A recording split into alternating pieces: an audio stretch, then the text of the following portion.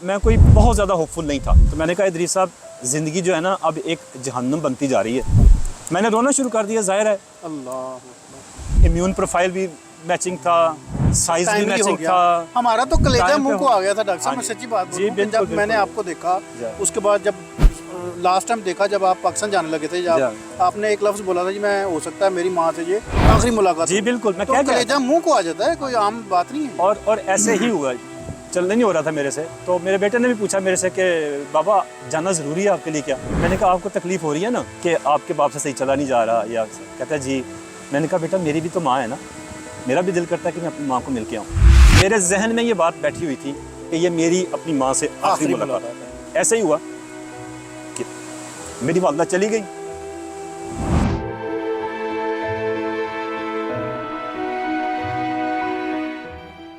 मुझे पता था कि मैं नहीं आ सकूँगा।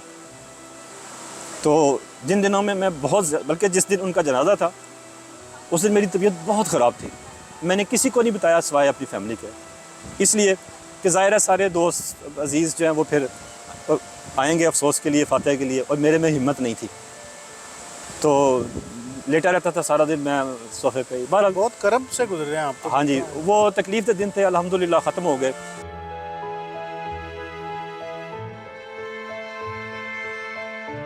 दोस्तों, मेरा नाम है शाहिद जमील और आज मेरे साथ हैं जी ओस्लो की बड़ी एक मशहूर शख्सियत जनाब डॉक्टर सैयद नदीम हुसैन साहब। आप पेशे के अतबार से डॉक्टर हैं और लंग्स स्पेशलिस्ट हैं। लंग्स स्पेशलिस्ट पे जोर मैंने इसलिए दिया है क्योंकि कुछ अर्सा पहले मैं डॉक्टर साहब से मिला एक तकरीब में, तो आपका जो चेहरा है वो काफ़ी फ़िक्रमंद था, मुझे नज़र आया, और काफ़ी बुझे बुझे थे। मैंने उनसे पूछा, मैंने कहा डॉक्टर साहब खैर है, आप बड़े चुप लग रहे हैं मुझे, क्या बात है? कहते हैं यार मैं थोड़ा सा बीमार हूँ, मेरे लंग्स में थोड़ा सा मसला है और मैं काफ़ी फ़िक्रमंद हूँ। तो मैंने उनसे दुआ की, मैंने कहा जी अल्लाह आपको सेहत कामला दे। और इसके कुछ अरसे बाद, कोई गालबन 6 महीने या 8 महीने के बाद मैं दोबारा डॉक्टर साहब से मिला, तो वो यकीन करें वो जो फ़िक्र के असरात थे वो ज़्यादा गहरे मुझे नज़र आए। मैंने फिर एक दफ़ा फिर बड़ी संजीदगी से पूछा, मैंने कहा डॉक्टर साहब आपकी जो फ़िक्रें हैं मुझे ज़्यादा नज़र आ रही हैं, कि व्हाट हैपेंड, क्या बात है? तो उन्होंने कहा जी कि मेरे लंग्स में कुछ प्रॉब्लम है और मेरा सर्वाइवल बड़ा मुश्किल नज़र आ रहा है मुझे। तो मैंने पाकिस्तान जाना है अपनी अम्मी से मिलने के लिए, और मैंने कुछ अपनी ज़िंदगी को करना है जी, सॉर्ट आउट मैंने करना है कि जो मैंने चीज़ें अपनी जो मैंने बिखरी हुई हैं मेरी चीज़ें, तो उनको मैंने सॉर्ट आउट करना है। तो मैं यकीन करें सख्ते में आ गया, मुझे समझ ना लगे कि मैं किस तरह इनसे वो कन्वर्सेशन कंटिन्यू करूँ। तो डॉक्टर साहब मुझे ज़रा ज़ाती तौर पर बताइएगा कि जब वो लम्हात थे जब आप के चेहरे पे फ़िक्र थी और काफ़ी आप परेशानी के आलम में, हमें साल 2 साल के अर्से पहले आप जब हमें मिले तो आपको लंग्स का एक आर्ज़ा लाहक था। अब आप माशाल्लाह उस लंग्स के आर्ज़े से निकल के आप एक सर्वाइवल के स्टेटस में आ गए हैं। तो थोड़ा हमारे नाज़रीन को बताइएगा कि आपका जो प्रॉब्लम था वो क्या था, और प्लस ये है कि अब आपको एक नई ज़िंदगी अल्लाह पाक ने दी है। जी ठीक है, और मेरा बड़ा शौक़ है कि मैं आपके इस चैनल के तवज्जुह से मैं वो आपकी जो इमोशंस हैं उसको मैं कवर कर सकूं। Over to you sir. असल में बात तो बड़ी लंबी है जी, और बल्कि एक एक दिन, एक एक फीलिंग, एक एक सोच बयान की जा सकती है, लिखा जा सकता है उस पर, मैं महसूस कर सकता हूँ। हाँ जी। लेकिन मुख्तसरन ये है कि मेरा ख्याल है 2019 दिसंबर 2019 की बात है। हमारा जो हमारी MBBS की क्लास थी ना, जी, उनकी गैदरिंग थी लाहौर में। तो मैं गैदरिंग में बैठा था तो मेरे सीने में मुझे दर्द हुई, तो मुझे थोड़ी सी परेशानी हुई। मैंने कहा यार चूँकि हम पाकिस्तानियों में दिल की बीमारी ज़्यादा है, और उन दिनों मेरे एक कज़न को नया हार्ट अटैक हुआ था, तो मुझे थोड़ी सी ना परेशानी हुई कि यार कहीं मुझे भी तो दिल का मसला तो नहीं है। तो मैंने कहा जी अब मैं अल्लाह खैर करे नॉर्वे में वापस अब जाऊँगा तो सबसे पहले चेक करूँगा। अच्छा खैर अल्लाह ताला करम हुआ, मैं दर्द सर ठीक हो गई। कुछ देर बाद दोस्तों में मैं गपशप लगाता रहा इधर उधर। ये उससे कुछ दिनों बाद मैं वापस नॉर्वे आया, तो मैंने आते ही यहाँ पे मेरा एक हार्ट स्पेशलिस्ट दोस्त है ईरानी, उससे रब्ता किया। उसने अल्ट्रासाउंड वगैरह की, मेरे एक्कोकार्डियोग्राफी से कहते हैं जी, कि और बाकी उसने मुझे कहा कि जो है ना तुम ऐसे करो, वो साइकिल पे एक टेस्ट करते हैं, एक्सरसाइज टेस्ट उसको कहते हैं, वो करता हूँ। मैंने कहा यार वो मैं नहीं कर सकता, इसलिए कि मैं जब करता हूँ ना ऐसे तो मुझे उल्टियाँ लग जाती हैं, साइकिल नहीं मैं चलाता। तो ऐसे करो तुम मेरा ना CT स्कैन करवा दो हार्ट का। वो कहता है ठीक है वो करवा लेते हैं। अच्छा अच्छा अच्छा अच्छा अच्छा। तो मेरे ही अस्पताल में उसने मुझे चेक किया, रेफ़र किया। राइट। मैंने खैर वो CT स्कैन वगैरह करवा के आके जब मैं बैठा हूँ अपने काम के दौरान ही मैंने करवा लिया। तो मेरे वो जो रेडियोलॉजिस्ट था ना, वो जो एक्सपर्ट होते हैं एक्सरे के, उसने मुझे फ़ोन किया। वो मुझे कहता है नदीम ये तुम्हारा CT स्कैन है? मैंने कहा हाँ। कहता है तुम ठीक तो हो? मैंने कहा हाँ मैं बिल्कुल ठीक हूँ अल्हम्दुलिल्लाह। कहता है नहीं तुम्हें ठीक नहीं होना चाहिए। मैं हंस पड़ा। मैंने कहा क्यों, क्या हुआ? कहता है ज़रा कंप्यूटर खोलो और अपना CT स्कैन देखो। तो चूँकि हम भी लंग्स के CT स्कैन तो रोज़ देखते हैं, जी जी, तो मुझे भी पता है कि क्या हो सकता है। मैंने जब देखा तो मुझे यकीन ही नहीं आया। मैंने कहा यार ये मेरा CT स्कैन नहीं हो सकता, ये तुमने किसी के साथ मिक्स कर दिया। जी जी। कहता है नहीं तुम्हारा ही है, कोई मिक्स मैंने नहीं किया। ऐसे करो कल तुम आओ और कल मैं सिर्फ लंग्स का CT करूँगा, वो जो HRCT जिसे कहते हैं। अगले दिन उसने मेरा HRCT किया। तो मैंने जब देखा तो ज़ाहिर है फिर मुझे खुद समझ आ गई ये क्या है। वो मुझे था, उसे कहते हैं लंग फाइब्रोसिस। Lungs fibrosis. उसमें ये होता है कि किसी वजह से आपके जो लंग्स हैं ना, वो किसी चीज़ को रिएक्ट करते हैं और उस वजह से लंग में ज़ख़म होते हैं और वो फिर जैसे जिल्द पे नहीं होता ज़ख़म के निशान बन जाते हैं, इस तरह के निशान बन जाते हैं सारे लंग्स में अंदर। और जिस जगह निशान बनते हैं वो लंग्स का वो जो हिस्सा है वो डेड हो जाता है, वो डैमेज हो जाता है। तो फिर जब वो ज़्यादा होता है तो ज़ाहिर है फिर आपको ऑक्सीजन भी ठीक तरह नहीं मिलती। फिर बाज़ औकात जो है वो कार्बन डाइऑक्साइड नहीं आप कर सकते, पूरा ऑर्गन ही आपका सांस फूलता है। सांस फूलने से फिर वो पल्मोनरी हाइपरटेंशन से कहते हैं, वो आपको लंग्स के अंदर ही ब्लड प्रेशर वगैरह, मतलब कि बहुत ज़्यादा कॉम्प्लिकेशन हो जाती हैं। तो ज़ाहिर है फिर मुझे पता, जब मैं चूँकि लंग स्पेशलिस्ट हूँ, मुझे पता था ये क्या है, अब क्या होगा, ठीक है ना। तो पहले दिन तो मुझे अच्छी तरह याद है, जब मैं घर आया तो बैठा हुआ तो मैंने कहा कि मैं देखूँ तो सही ज़रा कि इसमें मतलब कोई चीज़। तो वो जब मैंने वो पढ़ा तो पढ़ते ही मेरी टांगें कांपनी शुरू हो गई, जैसे कहते हैं ना कांपे टांगनी शुरू हो गई। तो मेरी कांपे टांगनी शुरू हो गई। तो मैंने कहा है अब मैं ऐसे हो जाऊँगा? ना ही ना, क्योंकि मैं तो फिज़िकली बहुत एक्टिव था, हर रोज़ जॉब पे 200 सीढ़ियाँ चढ़ता था। बड़े फिट थे। हाँ जी, तो एक्सरसाइज रेगुलर करता था, जिम जाता था, सारा कुछ। तो मुझे तो कोई सिम्टम नहीं थी। जी जी। उसके बाद बहरहाल जो है चलता रहा सिलसिला। उन्होंने मुझे दवाई शुरू की, बायोप्सीज वगैरह हुई, मैं काम करता रहा, साथ काम मैंने नहीं छोड़ा, जिम जाना मैंने नहीं छोड़ा।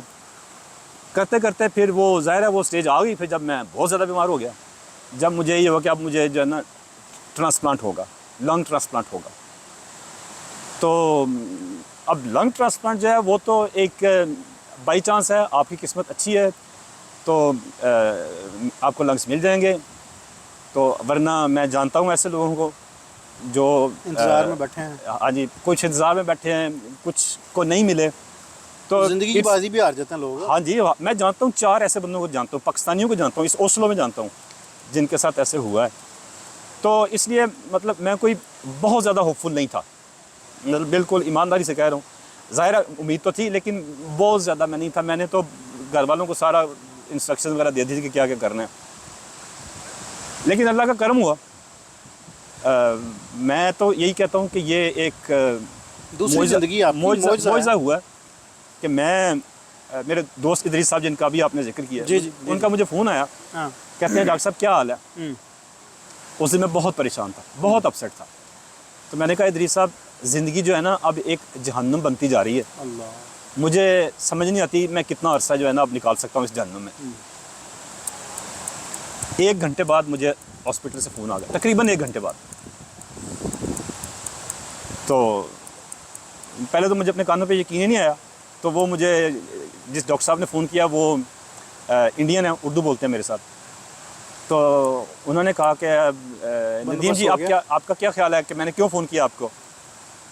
तो मैं भी मुस्कुराया, मैंने कहा जी एक लंग का जो डॉक्टर है एक ऐसे बंदे को फ़ोन करे जो ट्रांसपोर्टेशन लिस्ट पे है रात के 10:30 बजे, तो वो उसने गाना सुनाने के लिए तो फ़ोन किया नहीं। तो वो हंस पड़े आगे, क्योंकि थोड़ी सी फ्रैंकनेस भी है। तो वो हंस पड़े, कहते हैं जी आप बिल्कुल सही समझे हैं, तो आपके मैचिंग लंग्स हमें मिल गए, तो आप ऐसे करें कि आप ऑपरेशन के लिए हॉस्पिटल आ जाएं। भाई वाह वाह वाह। मैंने रोना शुरू कर दिया, जाहिर है। अल्लाह। तो फिर मुझे, मेरे में हिम्मत नहीं थी, बिल्कुल हिम्मत नहीं थी। मैंने फिर पूछा, मैंने कहा जी कितनी देर में आ जाऊँ? उन्होंने कहा जी 1 घंटे में आ जाएं। तो मेरे में इतनी हिम्मत नहीं थी कि मैं अपनी बेगम को आवाज़ देकर बुला सकता। जज्बाती हो था मतलब? हाँ जी, मैं बहुत, क्योंकि उस दिन, वो दिन मेरा बहुत तकलीफ दे दिन था। बहरहाल तो मैंने फ़ोन किया बेगम को, मैंने कहा कि इधर सिटिंग रूम में बैठा था मैं उस वक्त। तो मैंने कहा कि सिटिंग रूम में आओ, ज़रा बड़ी ज़रूरी बात करनी है। तो वो आ गई, तो मैंने उसको ज़ाहिर उसने भी फिर रोना शुरू कर दिया। फिर वो कज़न को फ़ोन किया, वो आके फिर मुझे उन्होंने हॉस्पिटल पहुँचाया। तो मैं तो समझता हूँ कि कोई मुआवजा ही हुआ है कि लंग्स भी मिले, इम्यून प्रोफाइल भी मैचिंग था, साइज भी मैचिंग था। हमारा तो कलेजा मुंह को आ गया था डॉक्टर साहब। हाँ मैं जी। सच्ची बात जी, बोलूं कि जब मैंने आपको देखा, उसके बाद जब लास्ट टाइम देखा, जब आप पाकिस्तान जाने लगे थे, जब आपने एक लफ्ज़ बोला था जी, मैं हो सकता है मेरी माँ से ये आखिरी मुलाकात। जी बिल्कुल, मैं तो क्या कलेजा मुंह को आ जाता है, कोई आम बात नहीं है। और ऐसे ही हुआ। मतलब इत्तेफाक की बात आप देखें कि मैं, ये पिछले साल मार्च की बात है, मार्च 23 की जो आप सुना रहे हैं। जी जी। तो मैं उस वक्त गया था पाकिस्तान, और इसी वजह से गया था। हालांकि मेरे से चलना नहीं होता था, चलता था, सांस फूल जाती थी। मैं व्हील चेयर पर बैठा था, गया था मतलब जहाज़ तक। अच्छा। फिर उस जहाज़ पे मैं ऑक्सीजन इस्तेमाल करता था, तो चलने नहीं हो रहा था मेरे से। तो मेरे बेटे ने भी पूछा मेरे से कि बाबा जाना ज़रूरी है आपके लिए क्या? अल्लाह। क्योंकि उसने देखा कि मेरे से चलने नहीं हो रहा था। तो मैंने कहा बेटा ज़रूरी है। कहता क्यों? मैंने कहा आपको तकलीफ़ हो रही है ना कि आपके बाप से सही चला नहीं जा रहा या। कहता जी। मैंने कहा बेटा मेरी भी तो माँ है ना, मेरा भी दिल करता है कि मैं अपनी माँ को मिल के आऊँ। तो चुप हो गया। फिर वो, मैं फिर गया पाकिस्तान, मिला। सारा दिन मैं अपनी वालदा के पास ही बैठा रहता था, क्योंकि मेरे जहन में ये बात बैठी हुई थी कि ये मेरी अपनी माँ से आखिरी मुलाकात है। और फिर मैं आते हुए कह के भी आया था अपने बहन भाइयों को कि ये मेरी माँ से आखिरी मुलाकात है।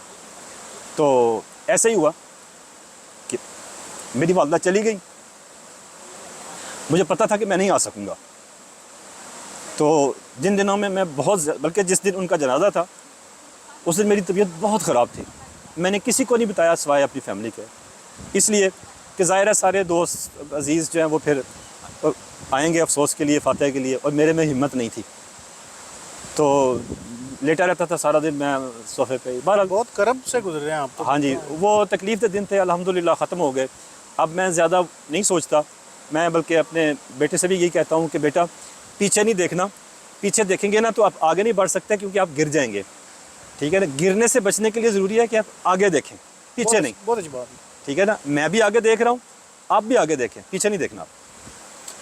अच्छा दोस्तों, एक इस बात में एक और मैं एक लेयर और मैं रखूँगा इसमें, जो डॉक्टर साहब का मुझे इतने इनके डिसेंट कारनामे हैं, इतनी ज़बरदस्त इनकी पर्सनालिटीज़ है, लेकिन जो मुझे जो सबसे ज़्यादा जो इनकी इंस्पायरिंग लगी है ना, इस पर्सनालिटी का जो एक डायमेंशन है, वो ये है कि एक दिन मैंने फेसबुक पे इनके वॉल पे देखा जी, एक डोनर ऑर्गान आप जब डोनेट करते हैं ना, तो उस क्लब की मेंबरशिप जनाब ने हासिल कर ली।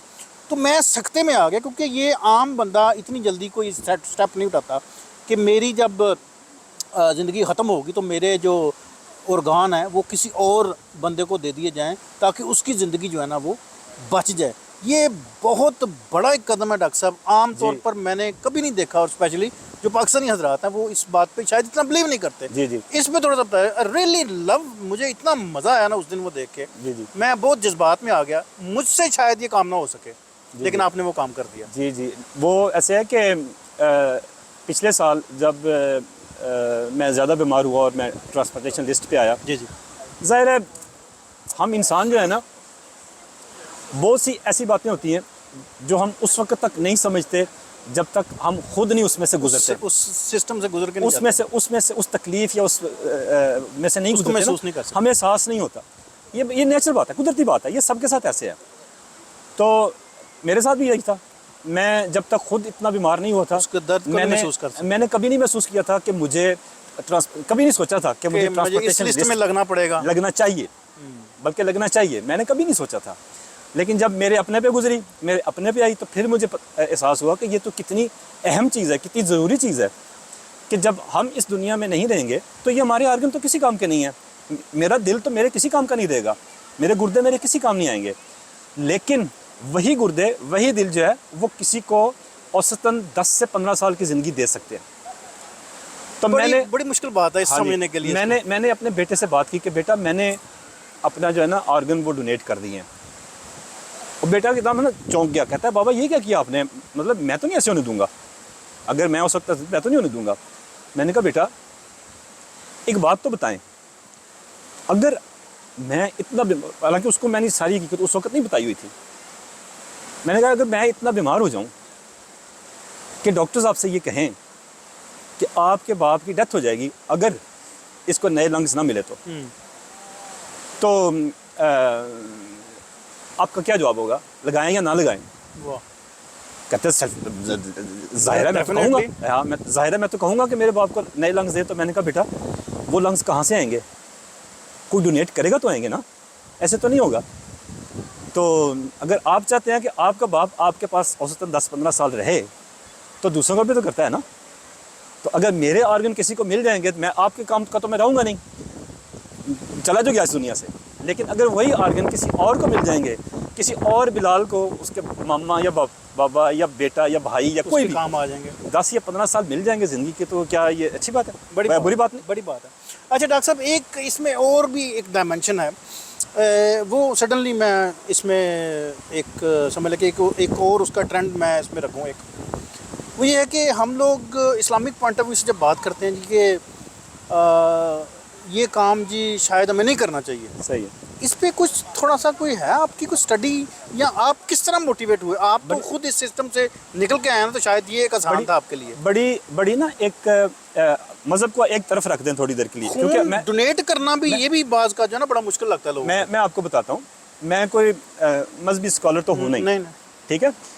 ज़ाहिर है मैंने तफसीर और हदीस वगैरह पढ़ी हुई हैं, लेकिन ज़ाहिर है मैं ये क्लेम नहीं करता, गिरफ्त नहीं है, मैं ये क्लेम नहीं करता कि मैं कोई बहुत बड़ा रिलीजियस स्कॉलर हूँ। बिल्कुल। लेकिन एक आम इंसान की हैसियत से मेरा एक मुख्तसर सा सवाल है, जो मैं एक अपने मेरे बड़े भाइयों जैसे ही हैं वो, तो उनसे ये कर चुका हूँ सवाल ये कि उन्होंने कहा कि नहीं ये तो अल्लाह ताला नाराज़ होता है, इससे तो जिस्म को पूरे को जाना चाहिए। मेरा इतना सा सवाल था, मैंने कहा भाईजान ये बताएं कि अगर एक शख्स, मुसलमान शख्स, अपना ऑर्गन किसी बंदे को दे के जाता है इस दुनिया में, उस शख्स के 2 छोटे छोटे बच्चे हैं, ठीक है, वो आदमी जो फौत हो गया वो उसको कोई ऑर्गन देता है, उस शख्स की ज़िंदगी बच जाती है, वो 10 से 15 साल अपने छोटे बच्चों के साथ रह सकता है, तो क्या उस मरने वाले से अल्लाह नाराज़ होगा?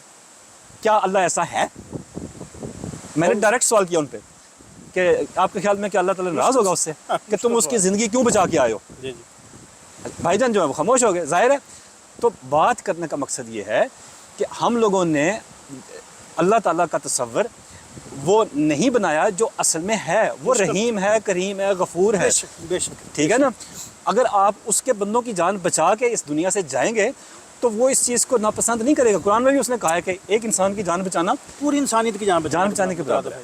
दोस्तों, आज के इस प्लेटफॉर्म से मैं ये मैसेज देना चाहता हूँ, स्पेशली ये क्रेडिट गोज़ टू जी डॉक्टर सैयद नदीम हुसैन साहब।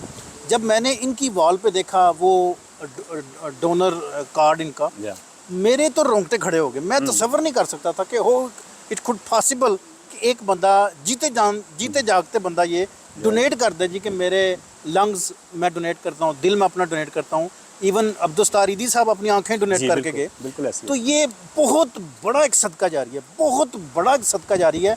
इसको कोई अंडरस्टैंड करे तो। अब हमें कोई फतवों की ज़द में ना आप ले आइएगा, लेकिन मैं ये कहना चाहता हूँ कि खून देना, अपने ऑर्गन डोनेट करना, ये यकीन करें कि इससे बड़ा शायद ही कोई सदका जारिया हो। मैं अपनी मिसाल देता हूँ, और मैंने ये फ़ैसला किया था जब मैं ऑपरेशन से फ़ारिग हुआ और मैं उठ के मैंने चलना शुरू किया। मैंने ये फ़ैसला किया था कि मैं अपने इस सारे केस को ओपन रखूँगा। अल्लाह, ठीक है ना। मैं ऐसे नहीं कहूँगा मैंने ये नहीं बताना, मैंने ये नहीं बताना, मैंने ये नहीं बताना, नहीं। इसीलिए आप साथ हम मैं सब कुछ ओपन रखूँगा, इसलिए कि जिस कर्ब से मैं गुजरा हूँ, जिस सारी सूरत हाल से मैं गुजरा हूँ, मैं ये चाहता हूँ कि इसका किसी को फ़ायदा हो। हाँ। कि मैं जो मेरे तजुर्बात, हाँ जी, उसको रिलीफ मिले। मैं डॉक्टर साहब, मैं बड़ा क्रेडिट पेश करता हूँ जी आपको। मैं यकीन जाना है कि मैंने बड़ा एक ना दिल पे पत्थर रख के आप ये सवाल किए हैं। जी, नहीं बिल्कुल आपने ठीक किया। तो मैं यही कहना चाह रहा था कि एक सेहतमंद आदमी, बिल्कुल सेहतमंद आदमी, जी, 6 लोगों की जान, 7 लोगों की जान बचा सकता है। 2 जिसको गुर्दे मिलते हैं, 2 वो, एक लंग्स वाला, एक हार्ट, एक ये जो लबलबा जिसे पेंक्रियास कहते हैं हाँ। ये, और ये हड्डियों का गूदा।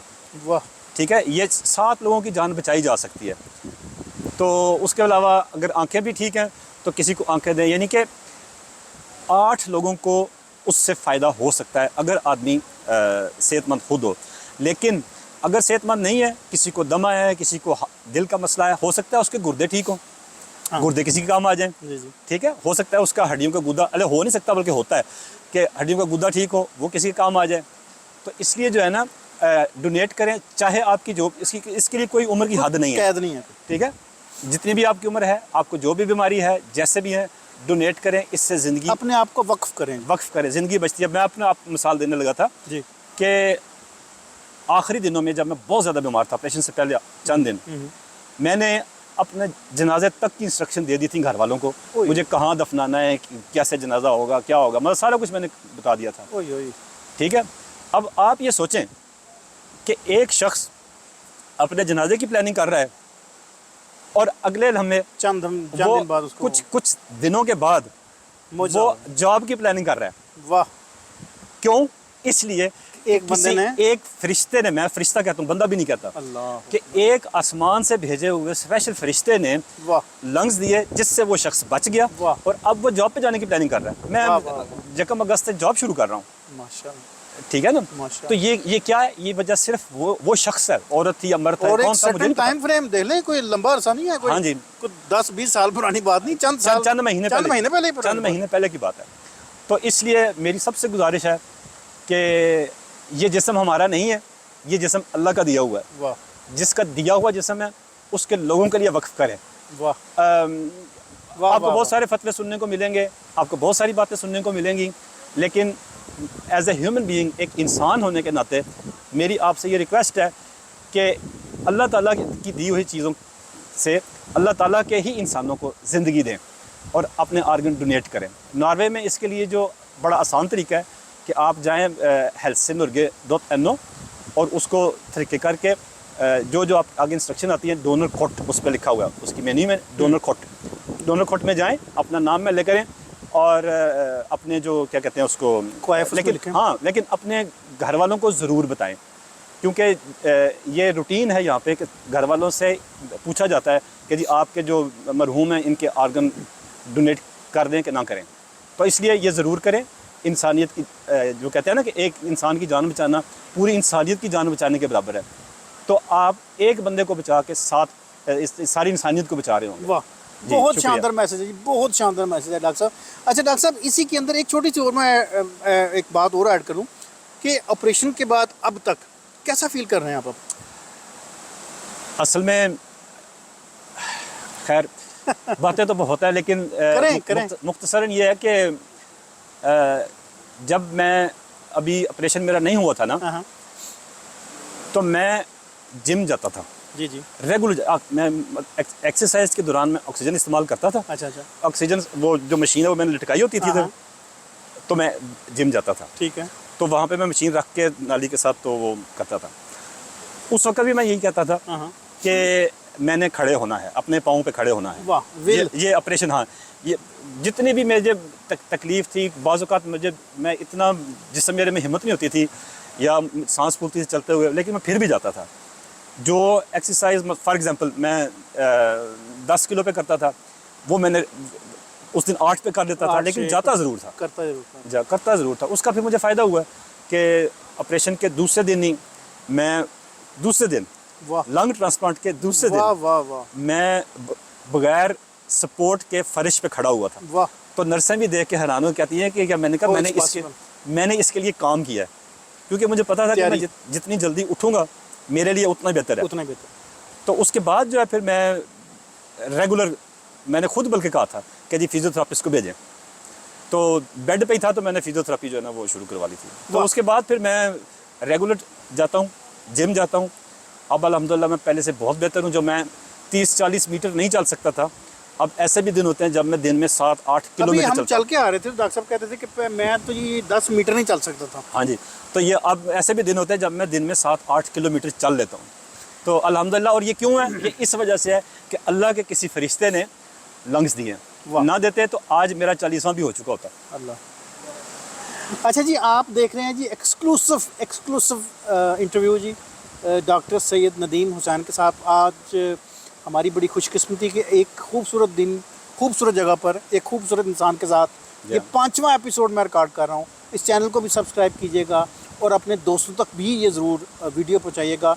इस वीडियो के अंदर जो पैगाम है उसको भी ज़रूर सुनिएगा, उसमें ज़रूर उसको ज़रूर इंडोर्स कीजिएगा, क्योंकि डॉक्टर साहब ने जो एक मुश्किल एक सर्वाइवल इनका ज़िंदगी में जो आया है नया, वो वाकई किसी मोजज़े से कम नहीं है।